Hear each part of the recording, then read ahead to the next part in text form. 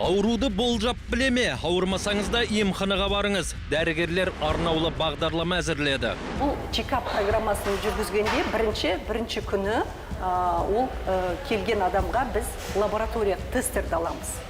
Барлық лаборатория тесттерді бір күнде аламыз, өйткені программада алдын ала біз оны жазып қойғанбыз.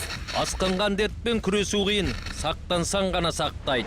Қатерлі аурулардың бір жаман жері, ол ешқандай симптомсыз өте береді, және де симптом пайда болған кезде кеш болуы мүмкін. Бірінші байлық денсаулық, адамды заманауи технология зерттейді. Чекап – это в современном развивающемся мире фактически необходимость. Чекап қазірге дамып келе жатқан әлемде басты қажеттілік. Біз кез келген патологияны алдын ала анықтаймыз.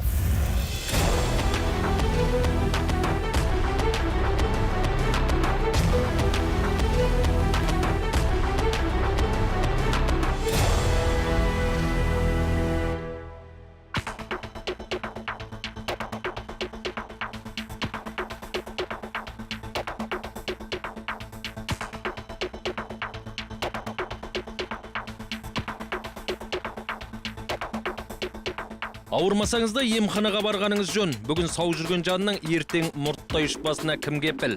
Сол себепті сақтанып жүрем десеңіз, ауырмай тұрып та дәрігерге қаралуға болады. Бұл адам бойындағы жасырын дерт немесе ағзадағы кішігірім келеңсіздіктерді анықтап береді. Дәрігерде сау адамды қабылдап тексеруге мүдделі. Мұны медицинада чекап деп атайды. Чекап деген ол тексерілу деген сөз ғой. Ағылшын тілінен шыққан ол сөз уақытында тексеріп тұру, ауруды асқындырмай, ауру болмай тұрып табу деген сөз. Ауырып еміздегенше ауырмайтын жол ізде дегенге келеді бұл. Өйткені адам өзін сау сезінгенмен дерттің ақырын бойға тарап жатқанын аңғармауы әбден мүмкін. Дәрігерлер сол үшін кез келген адам ара-тұра өз денсаулығын тексертіп тұруға тиіс екенін ескертеді. Көптеген ауру бас кезінде симптомсыз болғанмен, олар ағзаға өте қауіпті болып есептеледі. Өйткені егерде науқастың бір жері ауырса, ол дәрігерге барады. Көптеген қатерлі аурулардың бір жаман жері, ол ешқандай симптомсыз өте береді, және де симптом пайда болған кезде кеш болуы мүмкін. Сол себепті осы чекап программаларды өтіп тұрған дұрыс. Көптеген аурулар осы жасырын түрде жүріп өтеді, оны адамдардың көбісі біле білмейді. Сондықтан чекаптың өте маңыздылығы бұл бірінші белгілері болмай тұрып, ол ауруға кеп соқтыратын факторларды табу. Сол факторлармен жұмыс істеу, сол негізгі маңызды момент болып табылады. Кешенді тексеріс, яғни чекап адамның жасына, жынысына қарай бөлінеді. Мысалға, ер адамдар мен әйелдер, одан бөлек балаларға арналғанда чекап бағдарламалары бар. Мұның сыртында әр жас мөлшерінің өз ерекшелігі болатындықтан, әр буынның өзіне тән бағдарламасы жасалған. Чекапты біз жасқа қарай бөлгенбіз программаларын. 40 жастан жоғары, 65-тен жастан жоғары, 18 жас пен 40 жастың арасын бөліп қойдық. Өйткені әр жастың өзінің кездесетін аурулар болады. Сондықтан ол программалар ер кісілерге бөлек, әйел кісілерге бөлек жасалған. Ер адамдарға арналған чекап программаларының басты мақсаты ол өмірге қауіп төнетін урологиялық аурулардың алдын алуға арналады. Ең жиі кездесетін ер адамның өмірді қауіп төнетін аурулардың бірі ол жаңағы қол-асты безінің қатерлі есептеледі. Сол себепті көптеген ер адамдар 40 жастан кейін осы чекаптарды өтуді біз ұсынамыз. Себебі осы аурулардың алдын ала, не болмаса ерте диагностикалық жасаған кезде ол аурулар қазіргі заманда емделетін ауруларға жатады. Ең қиыншылығы неге осы чекап программалардың керек екені, көптеген аурулар, осы қол-асты безінің ауруы бастапқысында ешқандай симптомсыз өтеді. Сол кезде көбісі қаралмағандықтан симптомдар пайда болған кезде кеш келіп жатады. Ол кезде әрине кеш диагностикаланған аурулардың кеш диагнозы қойылған науқастарды әрине емдеу қиынға соғады.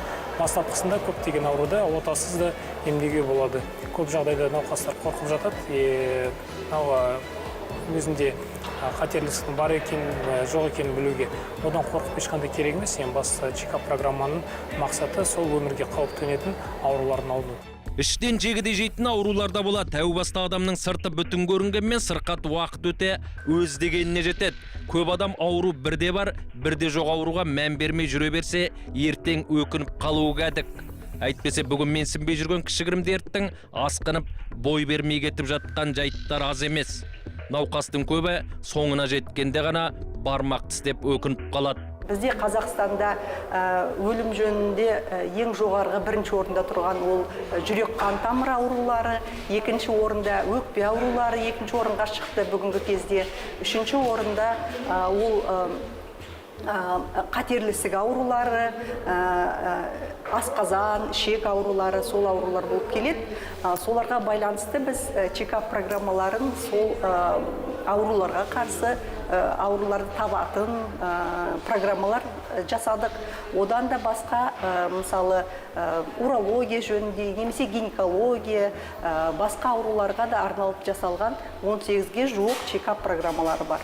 Ол программаларда біз жаңағы аурулардың бірінші әкеп соқтыратын факторларын табуға тырысамыз. Мысалы, қанның құрамындағы лаборатория тестін өткіземіз қанды. Одан басқа инструменталдық обследованияларды өткіземіз.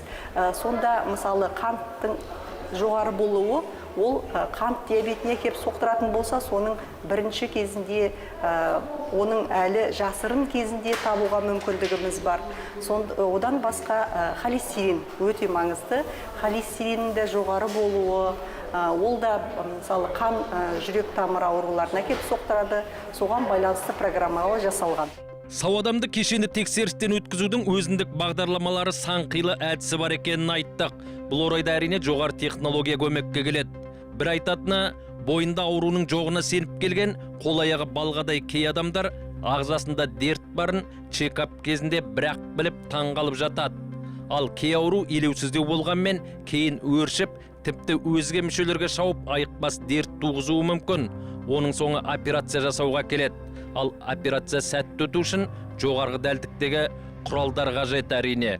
В рамках программ чекапа Чекап бағдарламасының аясында біз магнитті резонансты томография арқылы ер адамдар мен әйелдердегі кіші жамбас органдарының өз ерекшеліктеріне сәйкес жынысы мен жас мөлшеріне қарап біршама қауіпті немесе көңіл аударарлық жиі кездесетін ауруларды зерттеу бағдарламасын қолданамыз. Осы чекап аясында бас миды магнитті резонансты томография арқылы зерттейміз. Инвазивті емес әдіспен бас ми ағзаларын қараймыз. Қазірде дәл осындай зерттеу жүргізіп жатырмыз. Мұнда қан тамырларының соғуында ауытқушылықтары бары анықталды. Бұл енді қауіпті ауруға жатпайды. Бірақ біздің бұл жұмысымыздың нәтижесі неврологтың ем тағайындауына көмек болады. Чекап адамның дені сау ағзаларының қалыпты жұмыс істеп тұрғанын көрсеткеннің өзінде дәрігердің кеңесіне құлақ асып тұру маңызды. Өйткені артық салмақта, астың құрамы, болмаса жүйкеге әсері бар жұмыста әйтеуір бір зиянын тигізуі мүмкін. Сондықтан салауатты өмір салтын ұстану қағидаларын және адам өз ағзасына не жағатынын дәрігерден біліп отырғаны абзал болмақ. Біздің емханаға келгенде ол ауру әлі болмай тұрып, профилактика жасап, алдын ала келіп, жылына бір рет тексеріліп тұруға болады. Ол программамен біз ауру әлі пайда болмаса да, ол факторлары болса, сонымен қалай күресу жолдарын бәрін түсіндіріп, ол кісіге сол рекомендация береміз.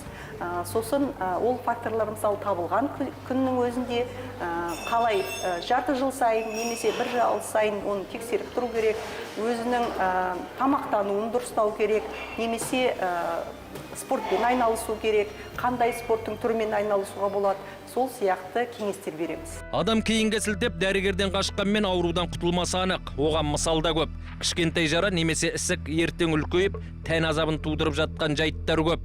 Дәрігерлер осыдан сақтандырады. Көп жағдайда ер адам қорқып, уролог дәрігерге қаралмағандықтан қуық-асты безінің аденомасы болады.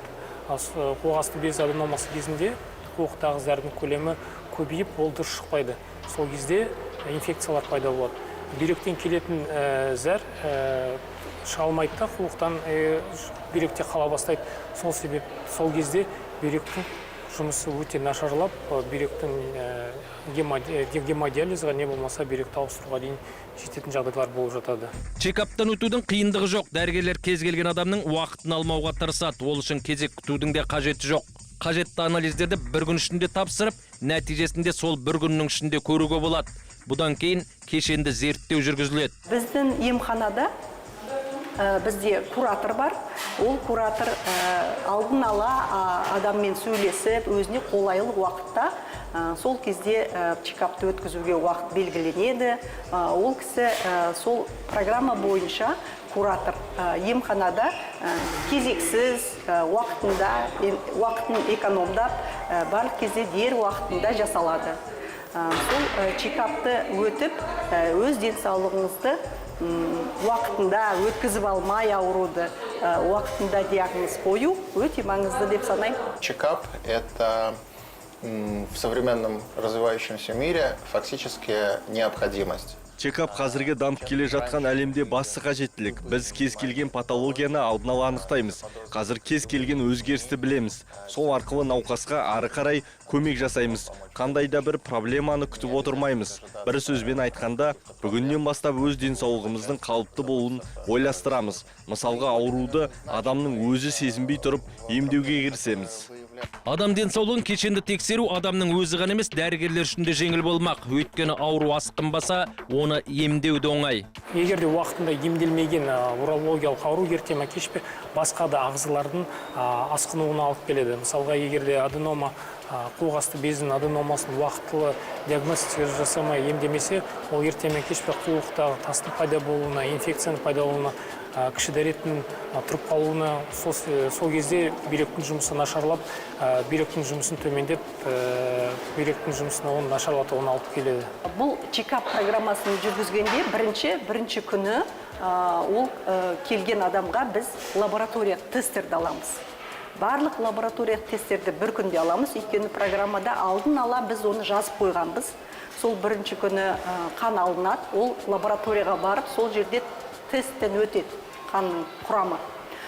Содан кейін сол мысалы программа ол жүрек ауруларының алдын алу программасы болса, онда электрокардиограмма өтіледі, эхокардиография өтіледі. Содан кейін егер ол жерде мысалы ақаулар болса, өте былай тереңдетілген тексерістен өткіземіз. Оның ішінде жүректің ритмі бұзылуы бойынша бір направление бар. Жүректің жаңағы ишемическая коронарная ауру дейміз ғой, сол туралы екінші бағыты бар.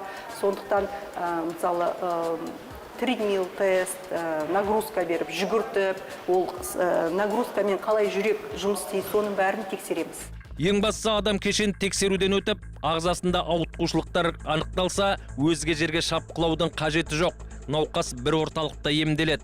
Ұлттық ғылыми медициналық орталық арнаулы бағдарламаларды әзірлеумен қатар, арғы ем шараларын жүргізуді де өз мойнына алады. Егер мынау чекаптың тексерістен өткенде, егер мысалы ауру, бауыр ауруының мысалы алғашқы ісіктер табылса, бізде басқа жерде істелмейтін методика бар, басқа ауруханаларда.